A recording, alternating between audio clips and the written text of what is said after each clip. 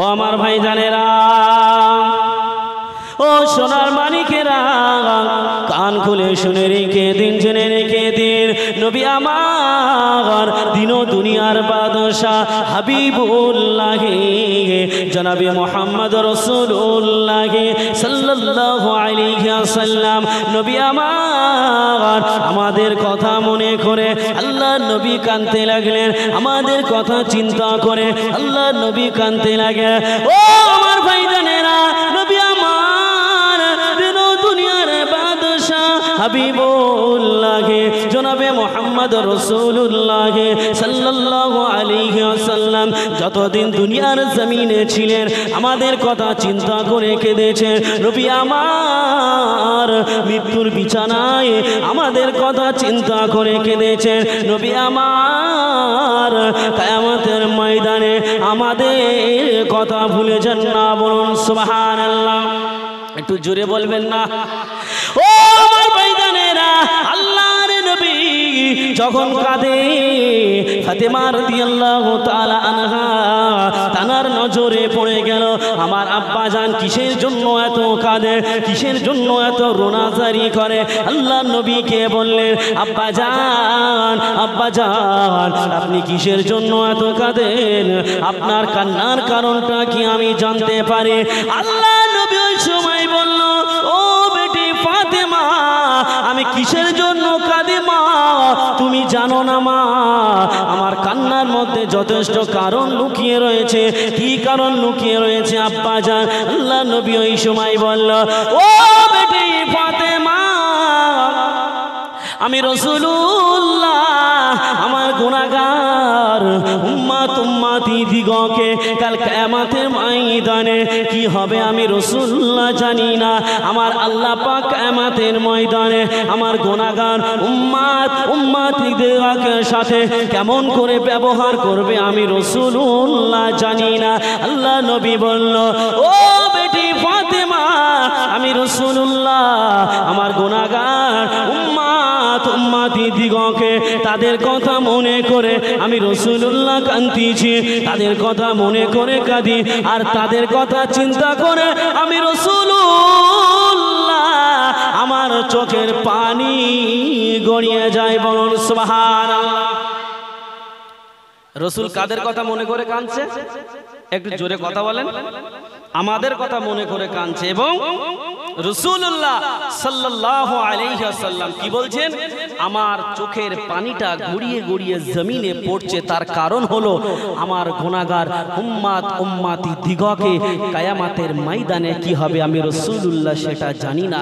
আমি সেই কথা মনে করে আমি রাসূলুল্লাহ কাঁদছি।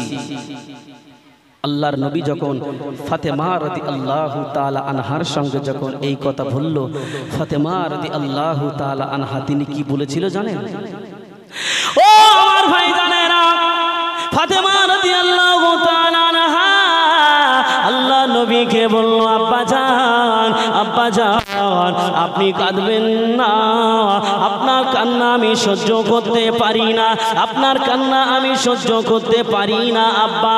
ও আমার আব্বা জান, আপনি কাঁদবেন না, আমি আপনার গুনাহগার উম্মতানির জন্য আমার দুই সন্তান ইমাম হাসান হুসাইনকে আল্লাহর রাস্তায় আমি বিলিয়ে কুরবানি করে দিলাম। জোরে বলে, আমি আমার ইমাম হাসান হুসাইনকে আমি তোমার গুনাহগার উম্মতানিদের জন্য আমি আমার দুই সন্তানকে আল্লাহর রাস্তায় কুরবানি করে দিলাম, বিলিয়ে দিলাম। কিসের জন্য? নাজাতের জন্য আমি বিলিয়ে দিলাম। বলুন সুবহানাল্লাহ। কি গো, আমাদের কোনো সন্তানকে যদি চাই কেউ, আমরা দেব যে আপনার দুই সন্তানকে দেন, এই সন্তানকে কুরবানি করব, তার জন্য মানুষ নাজাত পাবে, জান্নাত পাবে, এমনটা যদি আমাদের কেউ দাবি করে আমরা দেব বলে মনে হয়?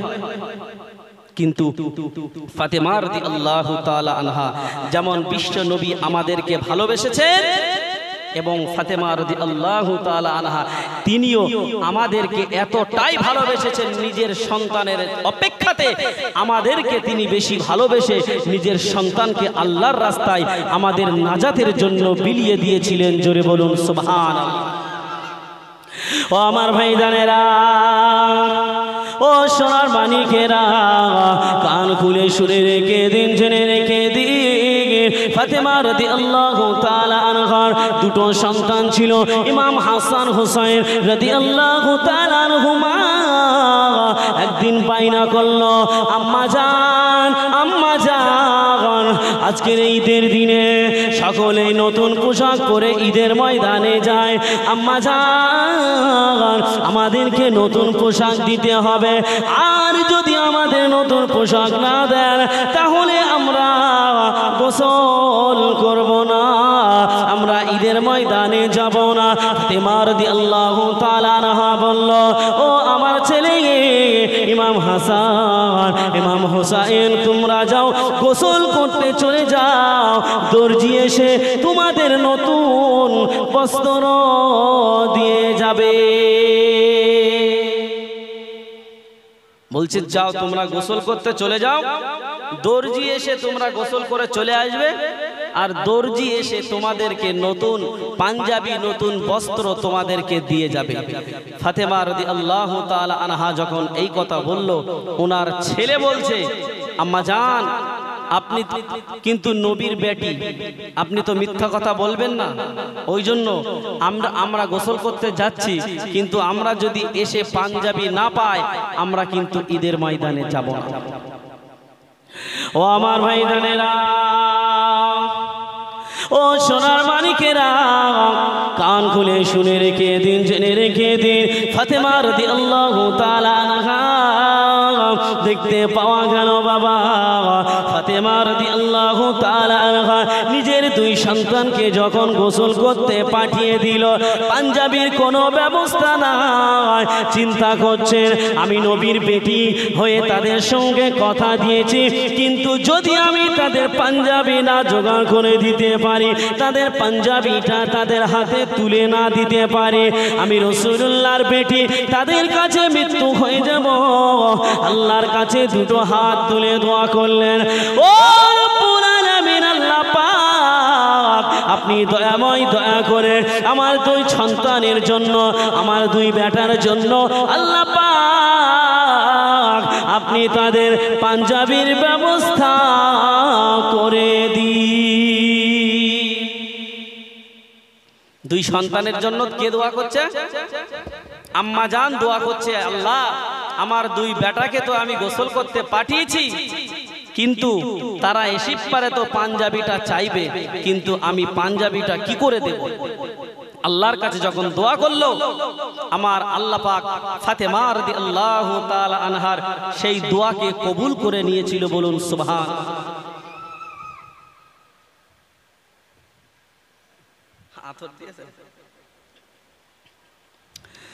তো ফাতেমা রাদিয়াল্লাহু তাআলা আনহা আল্লাহর কাছে দোয়া করলো, আল্লাহ এই দোয়াটা কবুল করে নিয়েছিল। ও আমার ভাইজানেরা,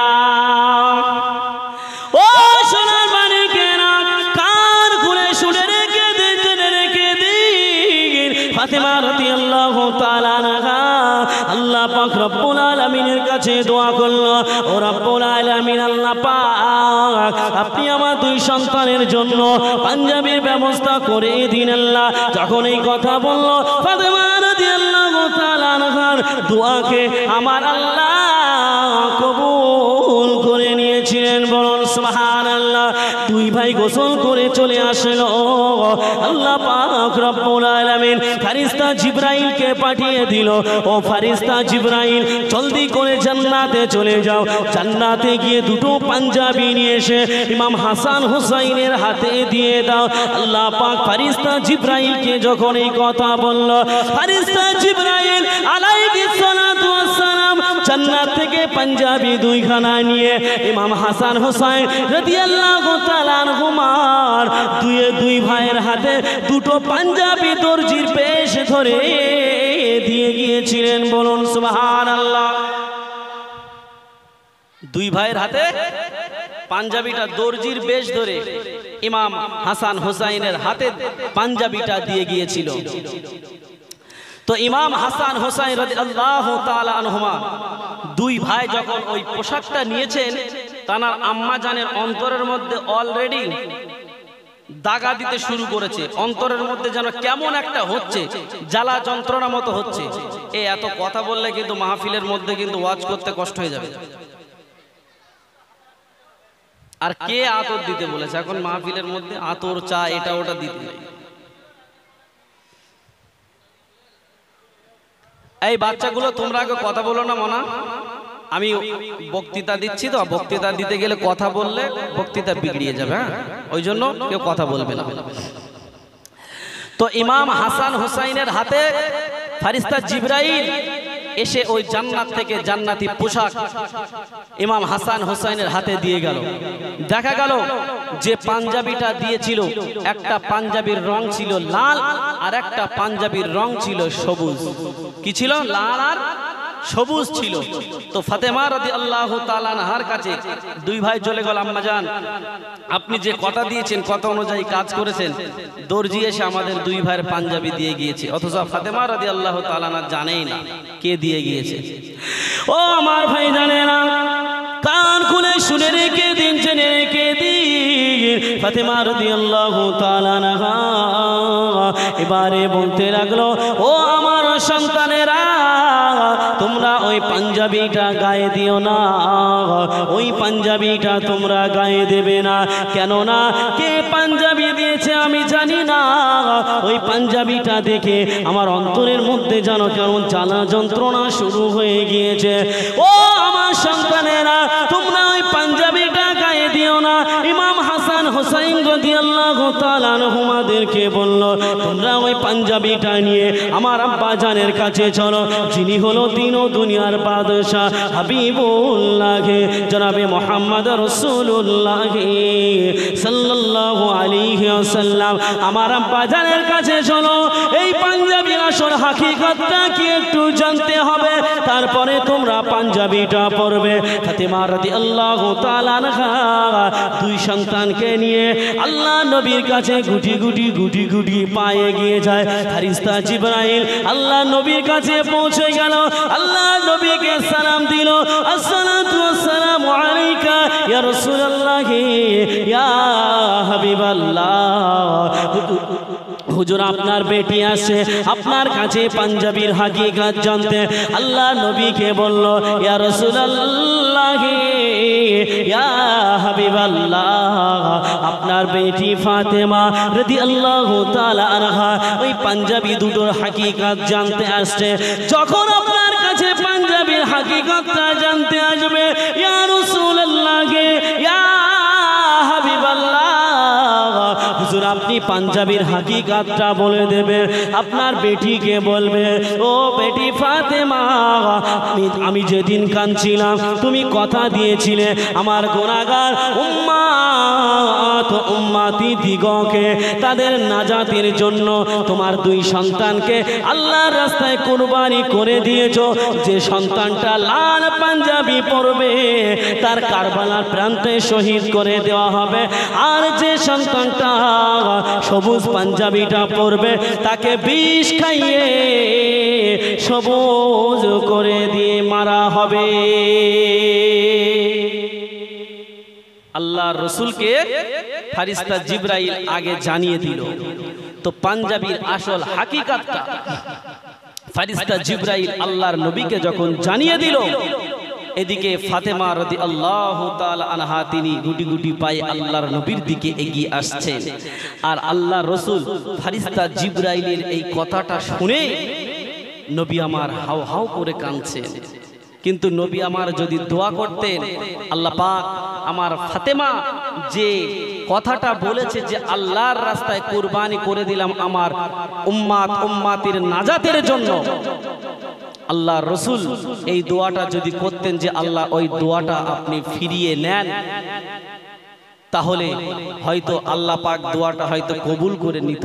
কিন্তু আল্লাহ রসুল এই দোয়াটা করেননি, কারণ রসুল আমার তিনি তিনার নাতিদের চাইতেও আমাদের কথা বেশি ভেবে আমাদেরকে বেশি মহব্বত করে আল্লাহ রসুল আমাদের জন্যই এই দোয়াটা করেননি। বলুন সুবহানাল্লাহ।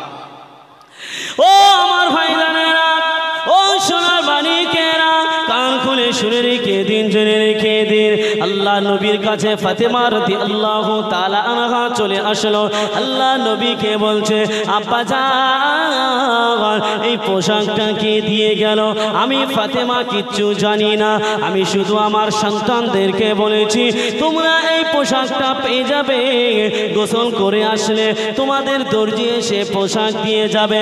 আমার সন্তানেরা গোসল করে আসলো, কে পোশাকটা দিয়ে গেল আমি জানি না, কিন্তু এই পোশাকটা পাওয়ার পর আমার কলিজার মধ্যে যেন কেমন জ্বালা যন্ত্রণা শুরু হয়ে গিয়েছে। আল্লাহ নবীকে বলল, আব্বা জান এই পোশাকের আসল হাকিকাতটা কি বলে দিন। আল্লাহ নবী ওই সময় বলল, ও বেটি ফাতেমা, ও বেটি ফাতেমা, তুমি যেদিন আমি কাঁদছিলাম আমার কান্নাটা থামানোর জন্য তুমি বলেছিলে আব্বা জান তোমার গুনাহগার উম্মত দিগকে তাদের নাজাতের জন্য আমি ফাতেমা কথা দিলাম আমার দুই সন্তানকে আল্লাহর রাস্তায় কুরবানি করে দিলাম তোমার উম্মতের নাজাতের জন্য। আল্লাহ নবী বলল, ও বেটি ফাতেমা, তোমার এই দোয়াটা আমার আল্লাহ পাক কবুল করে নিয়েছে।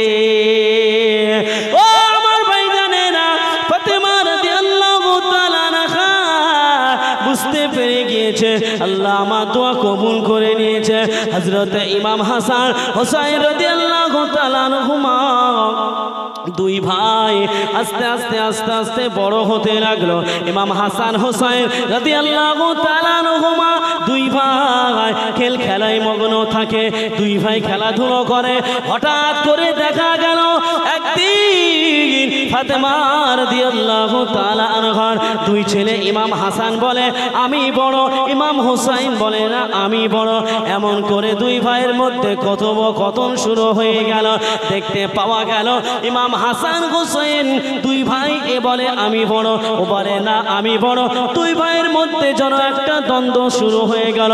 ইমাম হাসান হুসাইন বলে তুমি যদি বড় হও আমি আমার জীবনটা দিয়ে দেব, ও বলে তুমি যদি বড় হও তাহলে আমি আমার জীবনটা দিয়ে দেব।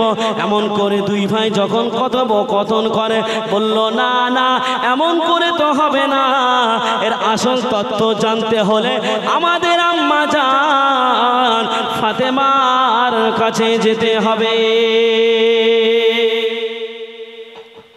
দুই ভাইয়ের মধ্যে একটা কথোপকথন শুরু হয়ে গেল। এ বলে আমি বড়, ও বলে না আমি বড়। দুই ভাই, এ বলে আমি বড়, ও বলে না আমি বড়। তো দুই ভাইয়ের মধ্যে বলল ঠিক আছে আমাদের বিষয়ে জানবে আমাদের আম্মা, চলো আম্মা জানের কাছে যাব, দেখা যাক আম্মা জান কি বলে। তো ইমাম হাসান হুসাইন রাদিয়াল্লাহু তাআলা আনহুমা দুই ভাই আম্মা জানের কাছে চলে গেল। আম্মা জানের কাছে গিয়ে বলছে আম্মা জান তুমি বলো আমাদের দুই ভাইয়ের মধ্যে কে বড়? যে বড় হবে সে বেঁচে থাকবে, যে ছোট হবে সে মারা যাবে। ফাতেমা রাদিয়াল্লাহু তাআলা আনহা এই কথা শুনে তো অবাক হয়ে গেল, অবাক হয়ে গেল যে এই কি কথা বলছে। হযরত ইমাম হাসান হুসাইন রাদিয়াল্লাহু তাআলা আনহুমার এই কথা শুনে ফাতেমা রাদিয়াল্লাহু তাআলা আনহা কি উত্তর দিয়েছিল জানেন? একতা হোসেন হাসান বলেন আম্মা জান, একতা হোসেন হাসান বলেন আম্মা জান, দাও সঠিক বয়ান, কার বৃহৎ শান, কে তোমার বড় সন্তান, ইমাম হোসেন না হাসান।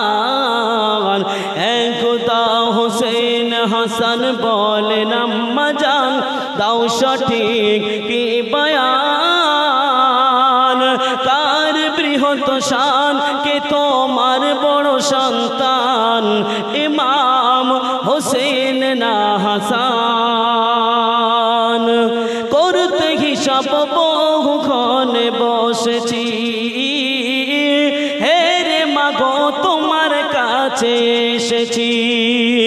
করতে হিসাব বহুক্ষণে বসেছি, হে রে মাগো তোমার কাছে এসেছি। সহি জবাব না পেলে আজ রাখবো না এ জান, আমরা করে দেব প্রাণ। কার বৃহৎ শান, কে তোমার বড় সন্তান, ইমাম হোসেন না হাসান। বলছে আম্মা জান তুমি বলো আমাদের মধ্যে কে বড়? যে বড় হবে সে বেঁচে থাকবে আর যে ছোট হবে সে মারা যাবে। তো ফাতেমা রাদিয়াল্লাহু তাআলা আনহা তিনি বড্ড টেনশনে পড়ে গেল যে কি করা যায়। তিনি একটু ভাবতে লাগলো, কি গো পিছনে জায়গা হয় না তো? পিছনে তো জায়গা হচ্ছে না, লোক তো দেখছি পুরো ভরে গিয়েছে প্যান্ডেল। একটু যদি আগিয়ে আসেন পিছনের লোকগুলো বসতে পারে, পুরো প্যান্ডেল প্যাকড আপ হয়ে গেছে। আর প্যান্ডেল তো খোলার মতো কোনো লাইন নাই, একটু চেপে চেপে আসেন, কি করা যাবে? সরে আসেন, একটু মহাব্বতের দরুদ আর একটু সরে আসেন। আল্লাহুম্মা সাল্লি আলা।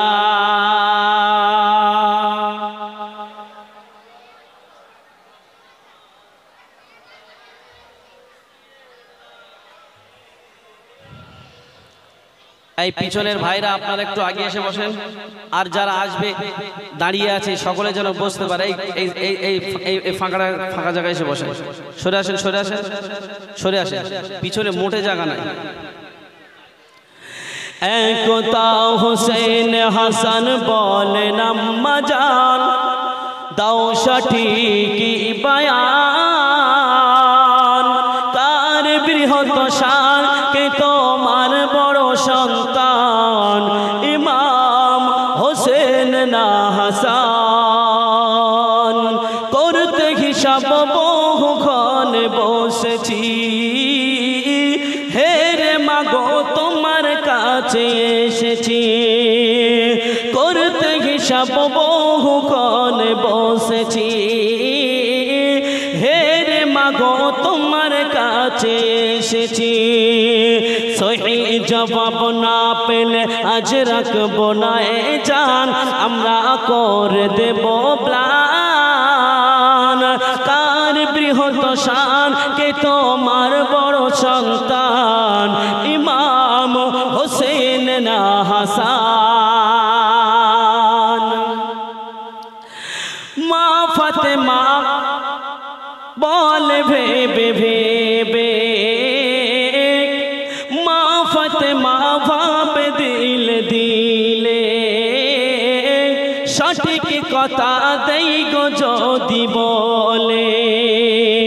মা ফাতেমা ভাবে দিলে দিলে, সঠিক কথা দেই গো যদি বলে।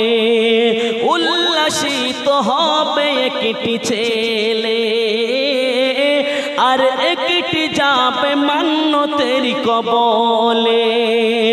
অনেক ভেবে মা ফাতেমা দিল এই বয়ান, শোনো হোসেন হাসান।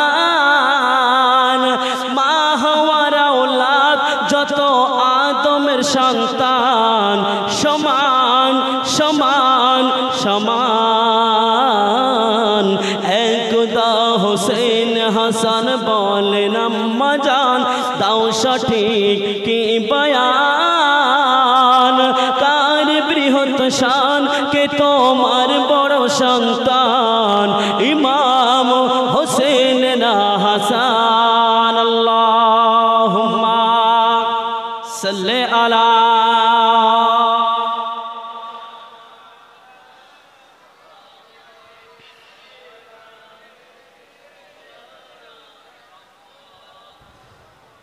তো বাবাজি আমার যে কথা আলোচনা করতে করতে এই পর্যন্ত, কি গো আলোচনা ভালো লাগছে না? ভালো লাগছে তো? কার কার ভালো লাগছে না একটু হাত তোলেন।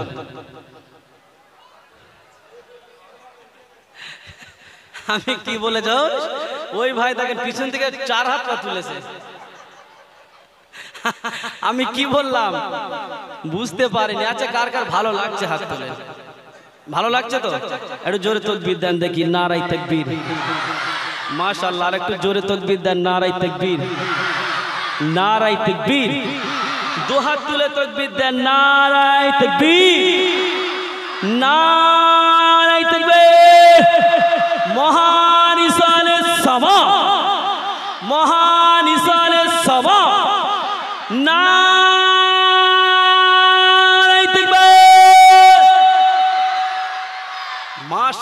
মাশাআল্লাহ, এত ভোল্টেজ, এত ভোল্টেজ। শ্রোতা যদি চাঙ্গা থাকে ইনশাআল্লাহ, আমিও আপনাদের সম্মুখে এইভাবেই চাঙ্গা থাকবো ইনশাআল্লাহ। শুধু একটু দোয়া করবেন, আল্লাহ যেন এই গুনাহগার বান্দাটার জবান দিয়ে যেন কিছু বলিয়ে নেন। বলুন আল্লাহুম্মা আমিন। তো ভাই, যে কথা বলছিলাম, ফাতেমা রাদিয়াল্লাহু তাআলা আনহার দুই সন্তান আস্তে আস্তে আস্তে আস্তে বড় হয়ে গেল।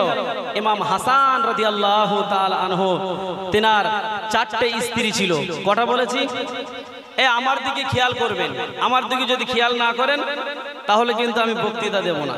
আপনারা আমার দিকে খেয়াল করেন, এদিকে ওদিকে তাকালে কিন্তু আমার ভালো লাগে না। একদম বাস্তব কথা যেটা সেটা বললাম। বক্তৃতা দেব, আল্লাহ রসুল যখন কোনো দিনের শরিয়াতের কথা আলোচনা করতেন না, সাহাবীরা চাতক পাখির ন্যায় চেয়ে থাকতেন। আর এটা মজলিসের একটা আদত। আর এর দিকে ও তার দিকে, সে ওর দিকে, এগুলো করা মানে কি? মজলিসের মধ্যে বসে বিয়াদবি করা। সুতরাং মজলিসের আদবটা রক্ষা করতে হবে। এখানে আমরা বসে আলোচনা শুনছি ঠিকই, কিন্তু হয়তো এখানে মিডিয়ারা ভিডিও করছে। শুধু এদের কাছে যে ভিডিও ফুটেজ থাকে তা নয়, আল্লাহ পাকের অগণিত ফারিস্তারাও এই মজলিসে হাজির থাকে। এই মজলিসটাও ঠিক ভিডিও স্বরূপ আল্লাহর কাছে দেবে যে আল্লাহ দেখুন আপনার বান্দারা কেমন আদবের সঙ্গে বসেছিল, কেমন আদবের সঙ্গে নারায়ে তাকবীর, আল্লাহু আকবার, সুবহানাল্লাহ, আলহামদুলিল্লাহ তারা বলেছিল। ওই জন্য আল্লাহ রসুলের সাহাবীরা আল্লাহ রসুলের দিকে চাতক পাখির ন্যায় চেয়ে থাকতেন। আর ওই মজলিসের মধ্যে যদি একটা সূচ পড়তো না, সূচের আওয়াজটাও পর্যন্ত শোনা যেত, তাহলে কতটা নীরব নিথর হয়ে বসে থাকতেন আল্লাহ রসুলের মুখের দিকে। ওই জন্য আপনারা আমার দিকে চেয়ে থাকবেন, আমিও আপনাদের দিকে চেয়ে বক্তৃতা দেব। আমি ঘুমিয়ে বক্তৃতা দেব না ইনশাআল্লাহ। তো ইমাম হাসান হুসাইন রাদিয়াল্লাহু তাআলা আনহুমা দুই ভাই আস্তে আস্তে বড় হয়ে গেল। ইমাম হাসানের 4টে স্ত্রী ছিল। কটা বলেছি? 4টে স্ত্রী ছিল। ওনার ছোট স্ত্রী শরবতটা বেশ কায়দা করে বানাতে পারতেন। কি বানাতে পারতেন?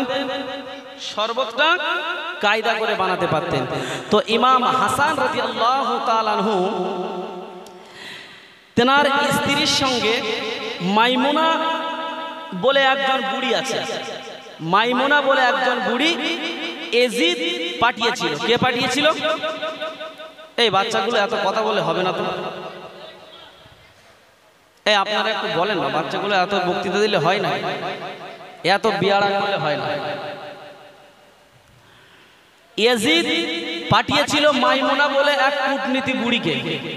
যখন সেই কূটনীতি বুড়িকে পাঠিয়েছিল, ওই কূটনীতি বুড়িকে বলেছিল, তুমি যদি হাসানকে বিষ খাইয়ে মারতে পারো, তোমাকে বহুত বড় পুরস্কারে পুরস্কৃত করা হবে। কি করা হবে? বহুত বড় পুরস্কারে পুরস্কৃত করা হবে। যখন এই কথা বলল, আর এজিদ তো এলাকার বাদশা ছিল, ওর কথাই সব চলতো। এজিদ বলেছে মানে বিরাট ব্যাপার। এখন এজিদ যখন বলেছে, বলছে ঠিক আছে আমি পারবো। এখন ইমাম হাসানের স্ত্রীর সঙ্গে এসে ওই মাইমুনা নামক বুড়িটা ওই ইমাম হাসানের স্ত্রীর সঙ্গে বান্ধবী করলো, এবং তানার সঙ্গে বান্ধবী করতে করতে তানাদের বাড়ি থাকতে লাগলো, খেতে লাগলো, পড়তে লাগলো, এমনকি তানাদের বাড়ির মতো হয়ে গেল, বাড়ির মতো হয়ে গেল। এখন বিশ্বাস বলে একটা জিনিস, মানুষ যদি দীর্ঘদিন বাড়িতে থাকে তাহলে একটা বিশ্বাস মানুষের প্রতি আসে না? আসে না? আসে তো।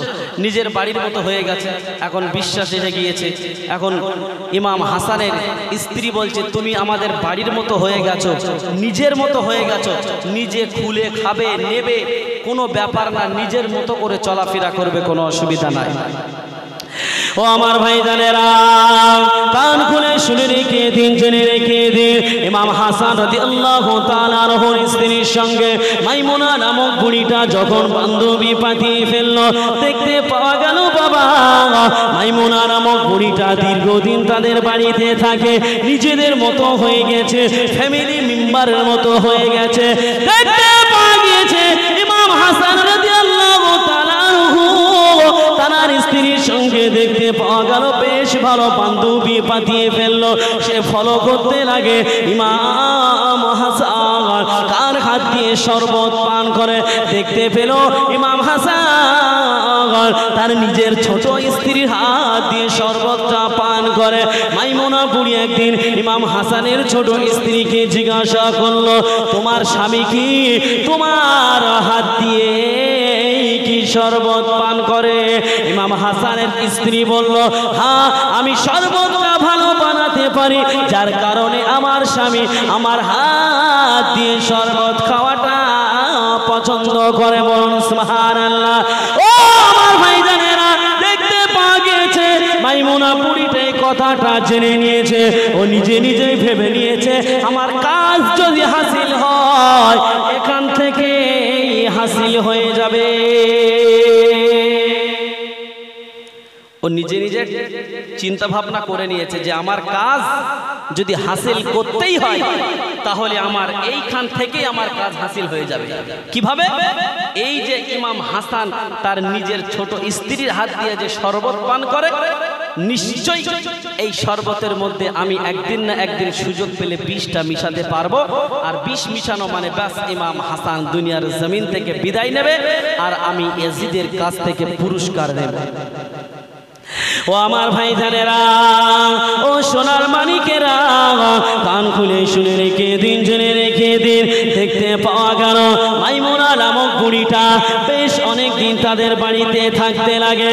দেখতে পাওয়া গেল বাবা বেশ অনেক দিন হয়ে যাওয়ার পর একদিন ইমাম হাসানের শরবতের মধ্যে বিষ মিশিয়ে দিয়ে মাইমুনা বুড়ি তাদের বাড়ি থেকে আউট হয়ে গেল।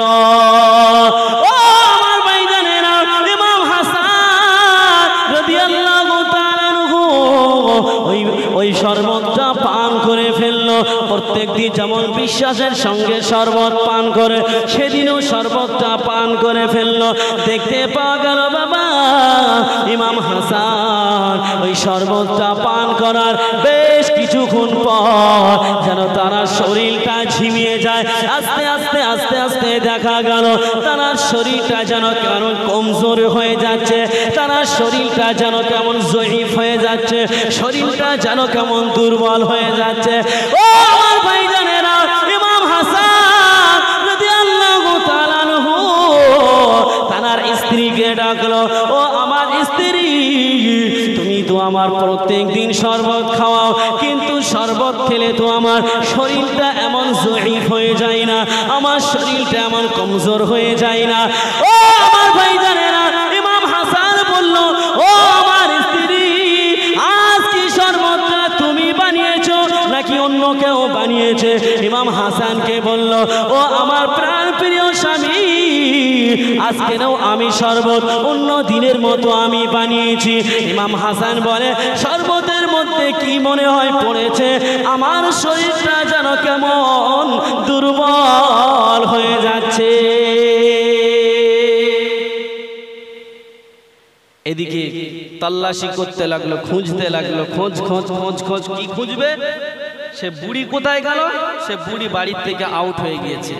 আর ইয়াজিদ ওর ঠিক গোয়েন্দা ফিট করে রেখেছিল, এই কাজটা হাসিল হয়ে গেলে মুহূর্তের মধ্যে মাইমুনা বুড়িকে আমার কাছে চলে আসবি, যেন ওর বিন্দু পরিমাণ যেন কোনো রকম ক্ষতি না করতে পারে। সে বুড়ি তো আউট হয়ে গিয়েছে। এদিকে ইমাম হাসান ওই বিষ খেয়ে তানার শরীরটা যত সময় গড়িয়ে যাচ্ছে, আস্তে আস্তে আস্তে আস্তে যেন তানার শরীরটা কেমন কমজোর হয়ে যাচ্ছে, দুর্বল হয়ে যাচ্ছে।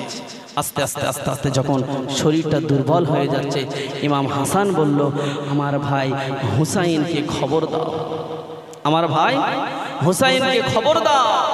ইমাম হুসাইনকে খবর দেওয়া হলো। ইমাম হুসাইন রাদিয়াল্লাহু তাআলা আনহু হাজির হয়ে গেল। ও আমার ভাইজানেরা, ইমাম হুসাইন রাদিয়াল্লাহু তাআলা আনহু দেখতে পাওয়া গেল ইমাম হাসানের ডাকে উপস্থিত হয়ে গেল। ইমাম হাসান বলে, ভাইজান ভাইজান, আমি মনে হয় আর বাঁচব না, কেননা আমার আম্মা জানের দোয়া মনে হয় আজ কবুল হয়ে গেছে। ও আমার ভাইজান ইমাম হুসাইন, ও আমার ভাইজান, তুমি শুনে রেখে দিও, জেনে রেখে দিও, আমি যখন দুনিয়ার জমিন থেকে মারা যাব, আমি তো আর দুনিয়ার জমিনে বেশি গুণ থাকবো না ভাইজান। তবে তুমি যেদিন দুনিয়ার জমিন থেকে মারা যাবে, সেদিনে আমার নানু ভাইয়ের নাম নিতে নিতে মারা যাবে। কার নাম নিতে বলছে? একটু জোরে কথা বলেন, কার নাম নিতে বলছে? জনাবে মুহাম্মদ রাসূলুল্লাহ সাল্লাল্লাহু আলাইহি ওয়াসাল্লাম আমাদের নবীর নাম নিতে নিতে বলছে তুমি ভাই মৃত্যুবরণ করো। দেখতে পাওয়া গেল বাবা ইমাম হাসান রাদিয়াল্লাহু তাআলা আনহু বেশ কিছুক্ষণ যাওয়ার পর ইমাম হাসান তিনি পৃথিবীর জমিন থেকে চিরজীবনের মতো বিদায় নিয়ে নিল। ইন্না লিল্লাহি ওয়া ইন্না ইলাইহি রাজিউন। ইন্তেকাল করল, বিদায় নিয়ে নিল। আম্মা জানের দোয়া কবুল হয়ে গেছে।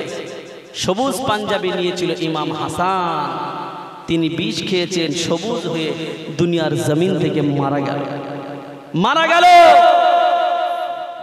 ইমাম হাসান রাদিয়াল্লাহু তাআলা আনহু মারা গেল। এদিকে এজিদের কাছে গোয়েন্দা মারফত খবর পৌঁছে গেল যে ইমাম হাসান মারা গিয়েছে। কে মারা গেছে? ইমাম হাসান মারা গিয়েছে। এবারে ইমাম হুসাইনকে মারবে। এজিদ বলছে একটাকে তো শেষ করে দিয়েছি, আর একটাকে যদি শেষ করতে পারি এই এলাকায় যত মানুষ আছে, এই এলাকার যত ক্ষমতা আমি হয়ে যাব এবং কেউ আর আমার উপর দিয়ে কথা বলতে পারবে না। কিন্তু ইমাম হুসাইন যতদিন থাকবে পুরোপুরি ভাবে 100% মানুষ আমাকে নেতা বলে মানবে না। কেননা ইমাম হুসাইন হলো নবীর বংশধর। ওই জন্য ইমাম হুসাইন যতদিন থাকবে আমাকে 100% মানুষ মানবে না। মানবে ঠিকই, কিন্তু সবাই মানবে না। ওই জন্য 100% মানুষ আমাকে মানতে গেলে ইমাম হুসাইনকেও এভাবেই তাকে মার্ডার করতে হবে, শেষ করতে হবে। তারপরে মানুষ আমাকে পুরোপুরি 100 আমাকে মানবে।